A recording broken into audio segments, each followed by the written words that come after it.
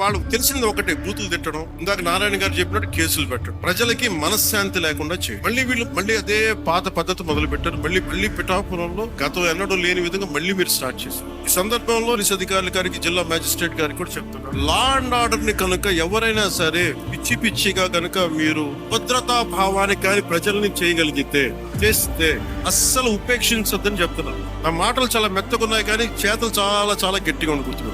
ఈ medieval period కాదు కాబట్టి నా మాటలు చాలా నియంత్రణతో, చేతలు చాలా గట్టిగా ఉండకూడదు. కానీ మీరు రాజకీయ పరంగా ఏదైనా చేద్దామంటే సంతోషం. అది మీరు ఒక విమర్శ చేయండి, ఇక్కడ అభివృద్ధి బాగలేదు, ఇంకోటి బాగలేదు. కానీ మీరు కులాల మధ్య, మతాల మధ్య గొడవ పెట్టేద్దాం అనుకుంటే వాటిని నేను వ్యక్తిగతంగా చాలా పర్సనల్ గా తీసుకుంటాను. ఎందుకంటే I believe firmly in the foundations of our constitution. నేను రూల్నే మాట్లాడతాను, రూల్నే అప్లై చేస్తాను. కలెక్టర్ గారు కావచ్చు, ఎస్పీ గారు కావచ్చు, మీరు చాలా ఫర్మ్ గా అప్లై చేయండి. నేను స్వయాన ముఖ్యమంత్రి గారే, మేము తప్పు చేసినా మాకు కూడా అప్లై చేయండి. మీరు శాసనసభ చెప్పి బౌండెడ్ బై దట్ వర్డ్.